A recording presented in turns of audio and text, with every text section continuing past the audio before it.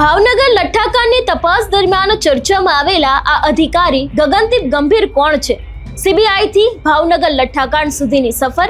ગુજરાતમાં જ્યારે કોઈ પણ મોટો અને સંવેદનશીલ ગુનો બને ત્યારે તેની તપાસ માટે રાજ્યની સૌથી મહત્વની એજન્સીઓમાંની એક સ્ટેટ મોનિટરિંગ સેલ એટલે કે એસએમસી અને હાલમાં ભાવનગરના ચકચારી લઠ્ઠાકાંડમાં આ જ એસએમસીના આઈજી ગગનદીપ ગંભીરનું નામ ચર્ચામાં છે. પરંતુ સવાલ એ છે કે ગગનદીપ ગંભીર કોણ છે, તેમનો પોલીસ સર્વિસનો રેકોર્ડ શું છે અને ભાવનગરના લઠ્ઠાકાંડ સુધી તેમની સફર કેવી રહી છે? ચાલો સમજીએ સમગ્ર વાતને. નમસ્કાર, હું હંસિની અને તમે જોઈ રહ્યા છો નિર્ભય ન્યૂઝ.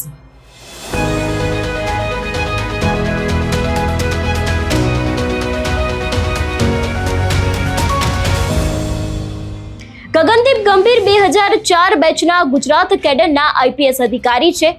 ઉપલબ્ધ આઈપીએસ સિવિલ લિસ્ટ મુજબ તેમનો જન્મ 19 ઓક્ટોબર 1975 ના રોજ થયો હતો. તેઓ મૂળ પંજાબ સાથે જોડાયેલા છે. તેમણે MA સુધીનો અભ્યાસ કર્યો છે. પોલીસ સેવામાં આવ્યા બાદ ગુજરાતમાં અલગ અલગ મહત્વની જવાબદારીઓ સંભાળ્યા પછી ગગનદીપ ગંભીરની કારકિર્દીમાં એક મોટો વળાંક આવ્યો. તેમને સીબીઆઈમાં ડેપ્યુટેશન પર મોકલવામાં આવ્યા. 2020માં ગુજરાત કેડરના આઈપીએસ અધિકારી તરીકે ગગનદીપ ગંભીરને સીબીઆઈમાં 4 વર્ષના ડેપ્યુટેશન માટે મોકલવાનો નિર્ણય થયો હતો. તે સમયે તેઓ સુરતના ડીસીપી તરીકે ફરજ બજાવી રહ્યા હતા.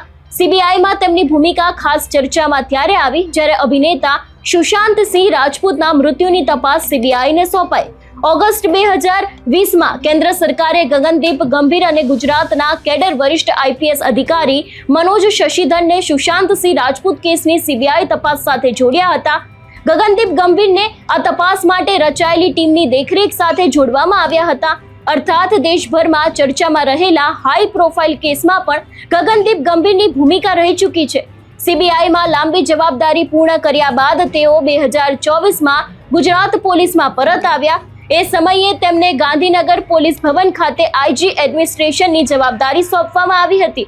ત્યારબાદ 2026માં ગુજરાત પોલીસમાં મોટા ફેરફારો થયા. આ ફેરફારોમાં ગગનદીપ ગંભીરને સ્ટેટ મોનિટરિંગ સેલ એટલે કે એસએમસીની મહત્વની જવાબદારી સોંપવામાં આવી. એસએમસી ગુજરાતમાં ગેરકાયદે દારૂ, જુગાર અને આવા સંગઠિત ગુનાઓ સામે કાર્યવાહી માટે મહત્વની ભૂમિકા ભજવે છે. અને હવે આવીએ ઘટનાના તરફ, જેને કારણે ગગનદીપ ગંભીરનું નામ ફરી એક વખત ગુજરાતમાં મોટે પાયે ચર્ચામાં આવ્યું છે. ભાવનગર લઠ્ઠાકાંડ. ભાવનગર જિલ્લામાં નકલી અને ઝેરી દારૂના સેવનથી અનેક લોકો અસરગ્રસ્ત થયા. અનેક લોકોના મોત થયા. 24 ઓગસ્ટ સુધીના અહેવાલો પ્રમાણે કુલ 63 લોકો અસરગ્રસ્ત થયા હતા અને મૃત્યુઆંક 13 સુધી પહોંચ્યો હતો. મોટી સંખ્યામાં લોકો હોસ્પિટલમાં સારવાર આપવામાં આવી રહી છે. આ ઘટના બાદ પોલીસ અને વહીવટી તંત્રમાં ભારે દોડધામ મચી. એસએમસીના આઈજી ગગનદીપ ગંભીર પોતે ભાવનગર પહોંચ્યા અને ઉચ્ચ પોલીસ અધિકારીઓ સાથે બેઠક કરી. આ બેઠકમાં કેસની તપાસ, આરોપીઓ સુધી પહોંચવાના અને આગળની કાર્યવાહી અંગે ચર્ચા કરવામાં આવી. અહેવાલો પ્રમાણે ગગનદીપ ગંભીરના માર્ગદર્શન હેઠળ તપાસનો વ્યાપ માત્ર નકલી દારૂ બનાવનારો સુધી સીમિત રાખવામાં નથી આવ્યો. પોલીસ વિભાગના સ્થાનિક અને કર્મચારીઓની ભૂમિકા અને સંભવિત બેદરકારીની દિશામાં પણ તપાસ આગળ વધારવામાં આવી રહી છે.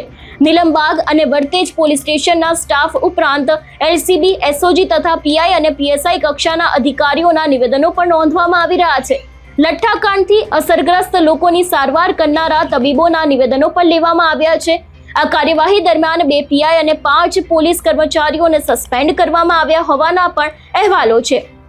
એટલે કે તપાસનો એક મહત્વનો એંગલ હવે એ પણ છે કે આટલી મોટી ગેરકાયદેસર દારૂની પ્રવૃત્તિ સ્થાનિક સ્તરે ચાલી રહી હતી તો શું પોલીસને તેની જાણ નહોતી?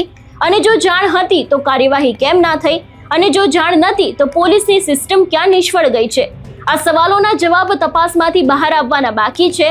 પણ અહીં એક વાત ખાસ સમજવી જરૂરી એ છે કે ગગનદીપ ગંભીર આ કેસની તપાસનું નેતૃત્વ કરી રહેલા વરિષ્ઠ પોલીસ અધિકારી તરીકે સામે આવ્યા છે. અને કદાચ આ જ કારણ છે કે ભાવનગર લઠ્ઠાકાંડમાં તેમની ભૂમિકા મહત્વપૂર્ણ બની શકે છે.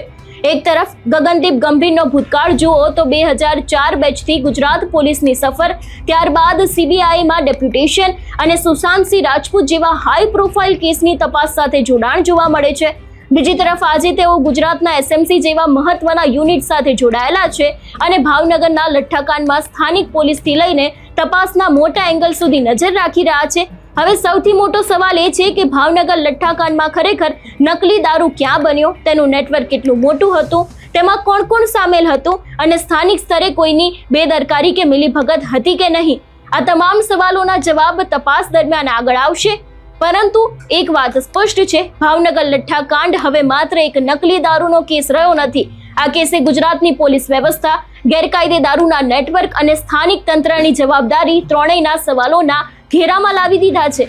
અને આ સમગ્ર તપાસની દિશા હવે એસએમસીના આઈજી ગગનદીપ ગંભીરના નેતૃત્વ હેઠળ ક્યાં સુધી પહોંચે છે તેના પર પણ સૌ કોઈની નજર છે. એટલે જે રીતે અત્યારે હાલ ભાવનગરનો લઠ્ઠાકાંડનો આખો કેસ ચાલી રહ્યો છે અને એની જ અંદર ગગનદીપ ગંભીર છે, તેમનું નામ સખત ચર્ચામાં આવ્યું છે. જે રીતે આજે આપણે સમજવાનો પ્રયત્ન કર્યો કે તેમની અત્યાર સુધીની સફર કેવી રહી છે, જોવાનું એ પણ રહેશે કે હવે ભાવનગર લઠ્ઠાકાંડમાં આગામી સમયમાં શું તપાસ થાય છે અને એ જ બાદ શું ખુલાસા થાય છે.